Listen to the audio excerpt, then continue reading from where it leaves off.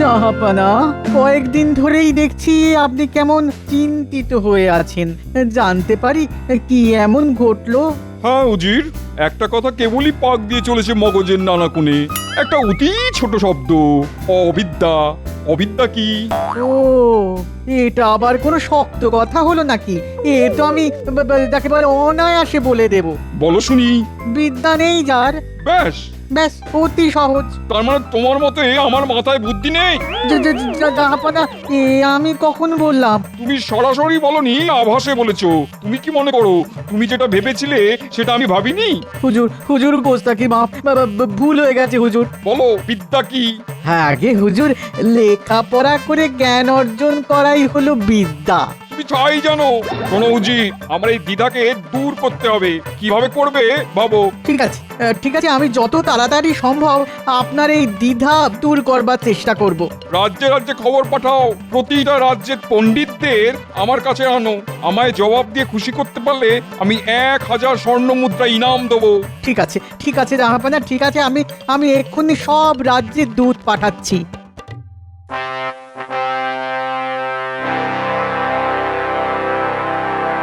মহারাজ, নবাবের দূত এসেছেন। এই রে, আবার কি হলো? এই নবাবের দুধ এলেই না ভয়ে বুকটা কেমন ধড়ফড় করে। যাও যাও প্রহরী, ডেকে নিয়ে এসো নবাবের দুধকে। যথা আজ্ঞা মহারাজ।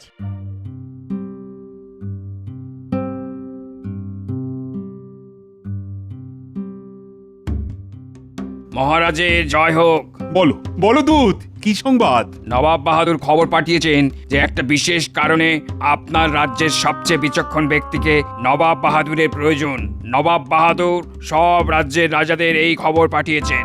আচ্ছা, তার মানে সব রাজ্য থেকে বিচক্ষণ মানুষ নবাবের দরবারে যাচ্ছেন। করি বলতো গোপাল, মানে কাকে পাঠাই? এই যে মহারাজ, গোপালকে আমার থেকে বিচক্ষণ ভাবছেন নাকি?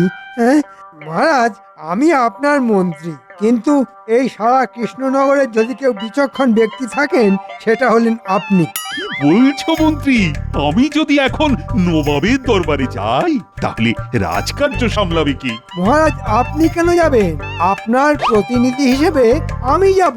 ঠিক আছে ঠিক আছে, তাই হবে। দূত, তুমি নবাব বাহাদুরকে জানিয়ে দাও কৃষ্ণনগর থেকে আমার মন্ত্রী কাল যাবে নবাব বাহাদুরের সাথে আলোচনায় বসবে বলে। ঠিক আছে মহারাজ।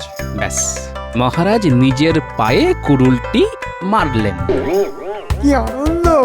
আহ, কি আনন্দ! শোন, খুব শিগগির আমি কৃষ্ণনগরের রাজা হচ্ছি, শুধু স্বাক্ষরটাই বাকি। আমি কাল মুর্শিদাবাদ গিয়ে নবাব বাহাদুরের স্বাক্ষর করিয়ে নিয়ে আসছি। আমি রাজা আর তোরা দুজন হবি আমার মন্ত্রী। আমরা মন্ত্রী? আপনি রাজা? এই তাহলে রাজা মশাই কি হবেন? খাজানজি টাকা পয়সার হিসেব রাখবে আর গোপালটাকে একবারে দূর করে দেবো। তাই রে, জিনিসপত্র বেঁধে ছেড়ে নি। হ্যাঁ, ওই ঠাকুর ঠাকুর করে নবাব বাহাদুর সই করে দিলে নিশ্চিন্ত।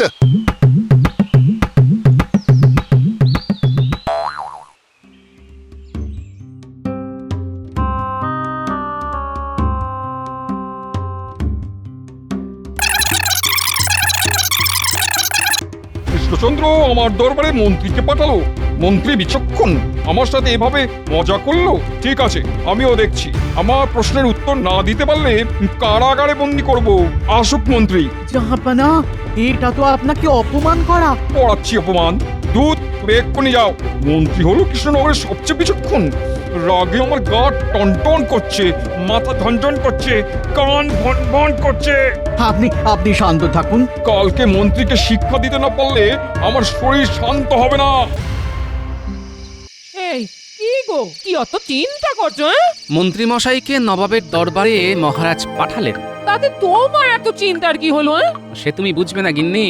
মন্ত্রী মশাই যে কি ভাঁজ ভাঁজবেন নবাবের কাছে তা ঠাকুরই জানেন।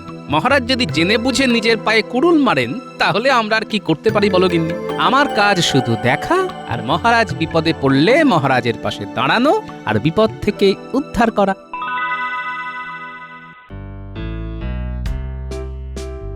না না গোপাল, এ কিন্তু তোমার ভারী অন্যায়। সবাই কি একভাবে একরকম থাকতে পারে?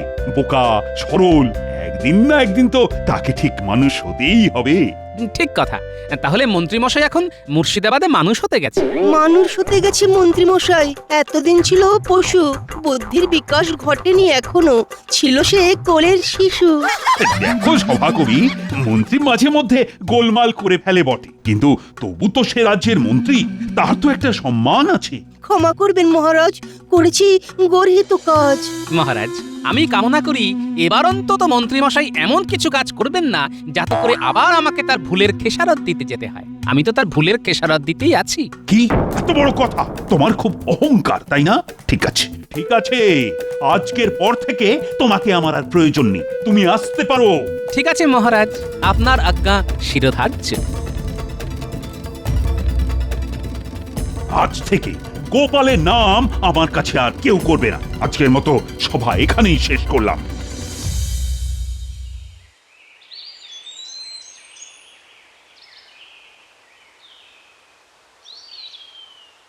কি গো, বলি এই তো গেলে, আরে এত তাড়াতাড়ি চলে এলে যে, বড় শরীর খারাপ? হ্যাঁ না গিন্নি, আমার চাকরি গেছে, মহারাজ জবাব দিয়েছেন। হ্যাঁ, সে কি গো, এবার কি হবে? গিন্নি আমাকে বোকা শোকা মনে করে বোকা বানায় সবাই। আমি বোকা নই, আমি কৃষ্ণনগরকে ভালোবাসি। এই ভালোবাসাকে সবাই মূলধন করে করুক। মহারাজ আবার আমাকে ডাকলে আবার আমি যাব।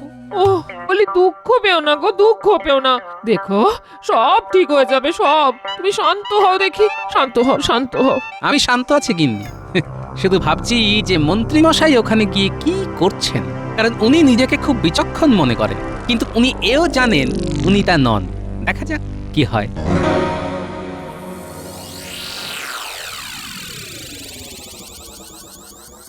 কৃষ্ণনগর থেকে মন্ত্রী আপনার সাথে দেখা করতে চান জাহাপনা। পাঠিয়ে দাও। নবাব বাহাদুরের জয় হোক। কি, কেমন আছো? কৃষ্ণনগরের খবর কি? কি আর বলবো নবাব বাহাদুর, রাজ্যের লোক বড় কষ্টে আছে। মহারাজের রাজকার্যে মন নেই। সে কি, তাহলে কৃষ্ণচন্দ্র করে কি? মহারাজের কথা আর কি বলবো, ওই এক গোপাল জুটেছে, গোপালকে নিয়ে সারাদিন হই হই রই রই করছে। বটে।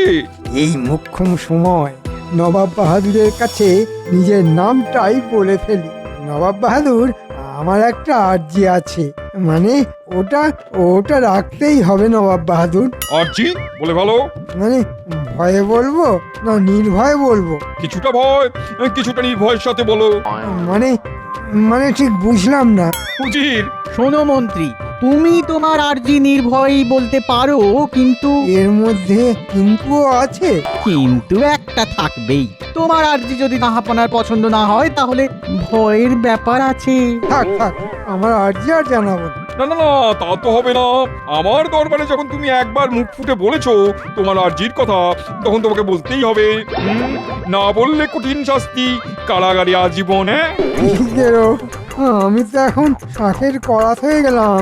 হ্যাঁ, বললেও বিপদ আর না বললেও কারাগার। হ্যাঁ, যা থাকে কপালে বলেই দিই। নবাব বাহাদুর, আসলে কৃষ্ণনগরের বিপদ আমি আর সরিতে পারছি না, তাই নবাবের কাছে আর্জি, মহারাজ কৃষ্ণচন্দ্রকে সরিয়ে নবাব বাহাদুর যদি রাজা আমাকে করেন, তাহলে সমস্ত কৃষ্ণনগরের প্রজা আপনাকে দুহাত তুলে আশীর্বাদ করবে। বুঝলে উজির, কৃষ্ণচন্দ্রের মন্ত্রী রাজা হওয়ার স্বাদ হয়েছে। উজির, কি বলো, একে রাজা বানিয়ে দিই? জাহাপনা, জাহাপনা, জাহাপনা, আপনার ইচ্ছেই তো সব। আর কয়েক মুহূর্ত, আর কয়েক মুহূর্ত, তারপরেই আমি রাজা। আমি কি স্বপ্ন দেখছি? একটা একটা চিমটি কেটে দেখি তো। ওরে বাবারে! কি হলো, চিৎকার করলে কেন? মন্ত্রী থেকে রাজা হবার আনন্দে, হ্যাঁ তাই না? তো রাজামশাই, এবার আমার প্রশ্নটার জবাব দিতে পারলেই ব্যাস, তুমি রাজা। হ্যাঁ হ্যাঁ হ্যাঁ হ্যাঁ হ্যাঁ, সব প্রশ্নের জবাব দেব। হ্যাঁ, যার জন্য তোমাকে ডাকা, বলো অবিদ্যা কি? এই যে, এটা তো কঠিন প্রশ্ন, কি বলি? একটা কিছু তো বলতেই হবে, বলে দি কপাল ঠুকে। আগে বিদ্যা না থাকলেই তো অবিদ্যা। কেমন ঠিক বলেছি? প্রমাণ দাও, আর প্রমাণ দিতে না পারলে আজীবন কারাগারে থাকবে। তোমাকে তোমাকে 1 ঘন্টা সময় দেওয়া হলো। ভাবো ভাবো মন্ত্রী, ভাবো, নইলে বিপদ।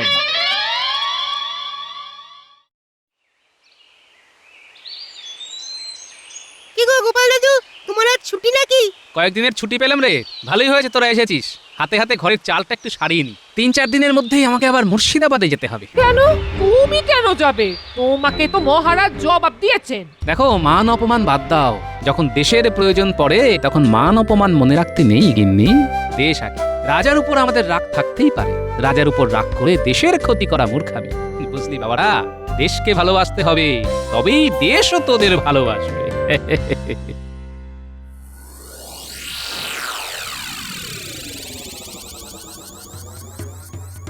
মহারাজ, বলো। কি শুনলাম আপনি গোপালকে বরখাস্ত করেছেন? না না না, এটা আপনি ঠিক করেননি মহারাজ। গোপাল না মাঝে মধ্যে বড় অদ্ভুত ব্যবহার করে, যার কোনো ক্ষমা নেই। আমি সব কিছু খবর পেয়েছি। আপনি আপনার মন্ত্রীর ওপর ভরসা রেখেছেন। আপনি তো জানেন আমাদের কৃষ্ণনগরকে বহুবার বহু রকম ভাবে গোপাল রক্ষা করেছে। সেসব মহারাজ আপনি ভুলে গেলেন। আমি বলিনি রানী, বলিনি, কিন্তু তবু সব কিছুরই একটা নিয়ম আছে। না না মহারাজ, আপনার এই কাজকে আমি একদমই সমর্থন করতে পারছি না। দেখবেন আপনি খুব শিগগির আপনার ভুলটা বুঝতে পারবেন মহারাজ। কি মন্ত্রী, তোমার 1 ঘন্টা তো শেষ, এবার আমার প্রশ্নের উত্তর দাও। মানে আর বিদ্যা নেই, বিদ্যার সাথে কোনো যোগাযোগ নেই, তাকেই অবিদ্যা বলে। তাকে ঘন্টা বলে? রাজা হওয়ার খুব শখ, হ্যাঁ? নিজের রাজার বিরুদ্ধে নালিশ। কৃষ্ণচন্দ্র তোমাকে আমার কাছে বিশ্বাস করে পাঠিয়েছে, আর তুমি তার সম্পর্কে আমার কাছে বদনাম করছো। বেঈমান! তোমাকে তোমাকে এই মুহূর্তে আমি কারাগারে বন্দি করলাম। প্রহরী! আমাকে ক্ষমা করে দিন নবাব বাহাদুর, আমার খুব ভুল হয়ে গেছে, আর এমনটি হবে না, এই আমি নাকে কানে খত দিচ্ছি। থামো, অনেক সহ্য করেছি। বেঈমানের কোনো ক্ষমা নেই। প্রহরী, নিয়ে যাও একে কারাগারে। আর উজির, কৃষ্ণনগরে খবর পাঠাও। আমার প্রশ্নের উত্তর দিতে না পারলে মন্ত্রীকে আমি ছাড়বো না। যথা আজ্ঞা জাহাপানা, আমি এখনই দুধকে পাঠাচ্ছি।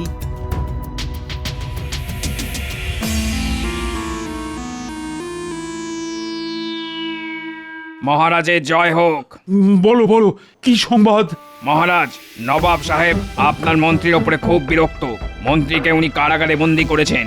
এখন আপনাকে নবাব বাহাদুর আদেশ দিয়েছেন যে আপনাকে অবিলম্বে মুর্শিদাবাদে যেতে হবে এবং মহারাজের প্রশ্নের উত্তর দিতে হবে। এই রে, আমায় পরীক্ষা দিতে যেতে হবে সেই মুর্শিদাবাদে? মরেছে। তা কি প্রশ্ন, সেটা কি নবাব বাহাদুর জানিয়েছেন? হ্যাঁ, অবিদ্যা কি উদাহরণ দিয়ে বোঝাতে হবে। ও পণ্ডিত, উত্তরটা জানা আছে? মানে অবিদ্যা কি? অবিদ্যা তো মূর্খতা, কিন্তু এর উদাহরণ চট করে কি দেবো সেটা তো বলতে পারছি না। সেরেছে, তাহলে উপায়? মহারাজ, কি বলিব আজ? ছোট মুখে বড় কথা। আমাদের গোপাল আমাদের কপাল, চলুন মোছাই তার ব্যথা। দূত, তুমি আজ বিশ্রাম নাও, কাল আমি তোমাকে জানাবো আমরা কবে যাব। প্রহরী, নবাবের দুধকে বিশ্রামাগারে নিয়ে যাও। যথা আজ্ঞা মহারাজ। এবার এবার কি করে গোপালকে আমি খবর দেব? অভয় দিন তো বলি, আমি গোপালের কাছে চলি। ঠিক আছে, তবে তুমি যাও, কিন্তু গোপাল যদি রাজি না হয়? মহারাজ, আমি এবার কাব্য ছেড়ে বলি, গোপালকে আমরা কেউই সেভাবে চিনতে পারিনি মহারাজ।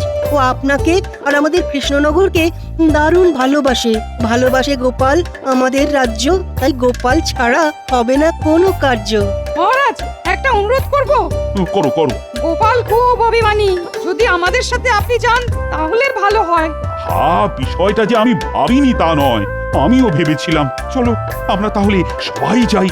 জয় মহারাজ কৃষ্ণচন্দ্রের জয়। দে রে ন্যাপলা, খড়টা একটু এগিয়ে দে। এই নাও গোপাল দাদু। গোপাল দাদু, রাজা মশাই আসছেন। কই? নেমে এসো গোপাল, তোমার সাথে যে আমার কথা আছে। নেমে এসো গোপাল ভাই, তুমি ছাড়া আর উপায় নয়। আমায় লজ্জা দেবেন না সভাকবি, আমি খুব সাধারণ একজন ভাঁড়। লোককে হাসানোই আমার কাজ। অভিমান ছাড়ো, নেমে এসো গোপাল, আমাকে বাঁচাও। এইভাবে বলবেন না মহারাজ, আমি আসছি। আয় আয় আয়, এবার কি করব? কি করে আমার বউটাকে খবর পাঠাবো? নবাব বাহাদুর তোমাকে একদম পছন্দ করেন না, আর বেঈমানদেরও না। আমার খুব ভুল হয়ে গেছে উজির সাহেব। নবাব বাহাদুরকে বলে আমাকে ছেড়ে দেবার একটা ব্যবস্থা করে দিন না, দিন না। আমি তোমার হয়ে নবাব বাহাদুরকে বলে আর কারাগারে যেতে চাই না ভাই, তাই এখন আমি যাই। ও উজির সাহেব, শুনুন, দাঁড়ান না, দাঁড়ান না। গোপাল, অবিদ্যা কি সেটা উদাহরণ দিয়ে বোঝাতে হবে। আচ্ছা, বুঝলাম। মহারাজ, দূতকে বলুন আমরা 7 দিন সময় নেব। 7 দিন পরে আমরা সবাই মুর্শিদাবাড়ি যাব এবং অবিদ্যা কি সেটা হাতে কলমে বলে দেব। দূত, আমরা নবাব বাহাদুরের থেকে 7 দিন সময় চেয়ে নিচ্ছি। 7 দিন পর আমরা সবাই যাব। ঠিক আছে মহারাজ। মহারাজ, আমি আজকেই ছদ্মবেশ ধরে মুর্শিদাবাদে যাব। আমাকে এর জন্য 10টা মোহর দিতে হবে মহারাজ। ঠিক আছে, আমি এক্ষুনি খাজাঞ্চির কাছে খবর পাঠাচ্ছি। প্রহরী, খাজাঞ্চিকে ডেকে আন। আমি মোহর নিয়ে এক্ষুনি মুচির কাছে যাব। একটা ভালো জুতো বানাতে হবে। মুচি জুতো মানে? মানেটা জানবেন 7 দিন পরে। আর একটা কথা মহারাজ, আপনি মুর্শিদাবাদে পৌঁছে নবাবকে বলবেন যে গোপালের মন খারাপ, ওর একটা মূল্যবান জিনিস হারিয়ে গেছে। পরে আমি গিয়ে সব বুঝিয়ে দেব। কথাটা মনে থাকবে তো? থাকবে, থাকবে। দাও দাও খাজাঞ্চি, গোপালকে 10টি মোহর দাও। এই নাও গোপাল, নাও। আমি এবার তবে যাই মহারাজ। যাই বলতে নেই গোপাল, বলো আসি। আসি মহারাজ।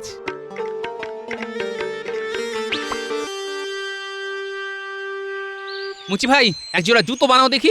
বিঘত খানেক লম্বা, বিঘত খানেক চড়া, আর তার মধ্যে পাথর আটকানো। মহারাজের লাগবে কাল। এই নাও 2 মোহর অগ্রিম। কাল সকালে এই জুতোটা যেন পাই। হ্যাঁ হ্যাঁ, হয়ে যাবে গোপাল দাদা।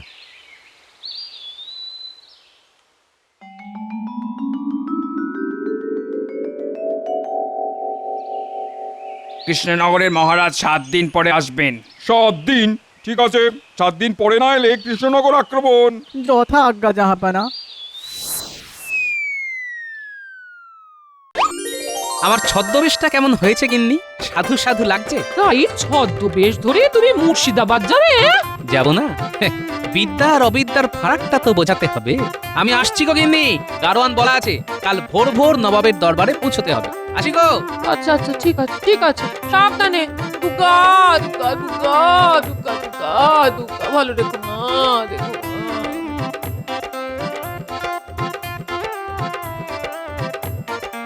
এই জুতোটা প্রাসাদের এই দরজার সামনে ফেলে দিই, তারপর মজা দেখি।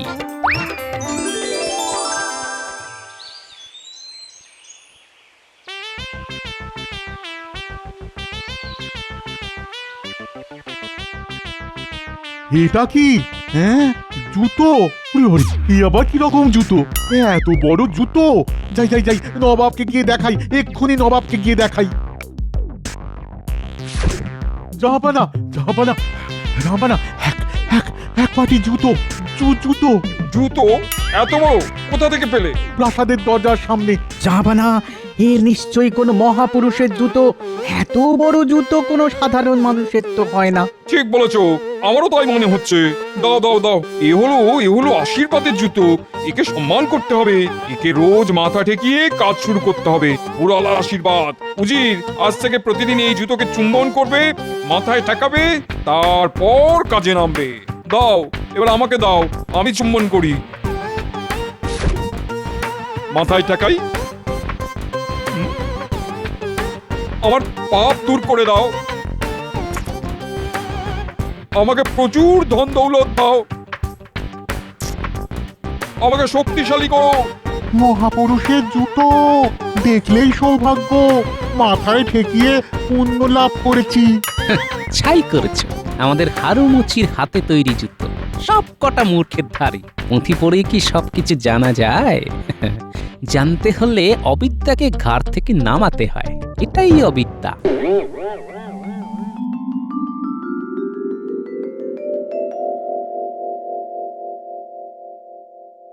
গোপাল কোথায় কৃষ্ণচন্দ্র? ওই গোপালের খুব মন খারাপ, কি যেন হারিয়েছে বলে তার মন খুব খারাপ। বলল আপনারা যান, আমি আসছি। এবার বলুন নবাব বাহাদুর, আমার মন্ত্রী কি করেছে? ও একটা বোকা এবং বেঈমান। আমার কাছে বেঈমানের কোনো ক্ষমা নেই। তুমি ওকে পাঠিয়েছিলে, ও এখানে এসে তোমার বদনাম করে নিজে রাজা হতে চাইছে। আমি ওকে কারাগারে বন্দি করেছি। এখন বলো অবিদ্যা কি? এবার নবাব বাহাদুরের কাছে যাবার সময় হয়েছে। তাড়াতাড়ি না গেলে আবার মহারাজের বিপদ। বলো অবিদ্যা কি? নবাব বাহাদুরের জয় হোক। এই তো গোপাল এসেছে। তোমার কি হারিয়েছে গোপাল, যার জন্য তুমি এত করুণ মুখে? আর কি বলবো নবাব বাহাদুর, আমার প্রপিতামহর একজোড়া জুতো ছিল, তার এক পাটি চুরে গেছে। বলো কি, জুতো চোর? আমি একজোড়া জুতো নিয়ে সব জায়গায় যাচ্ছি। এই দেখুন, এই রকম জুতো কি কোথাও দেখেছেন? মানে এটা তোমার প্রপিতামহের জুতো? উচিত তুমি বললে ওটা কোনো মহাপুরুষের জুতো। ছি ছি ছি ছি ছি ছি। আমি এই জুতোটাকে মাথায় ঠেকিয়েছি, চুম্বন করেছি। ইস, তওবা তওবা। নবাব বাহাদুর, এটাই হলো অবিদ্যা।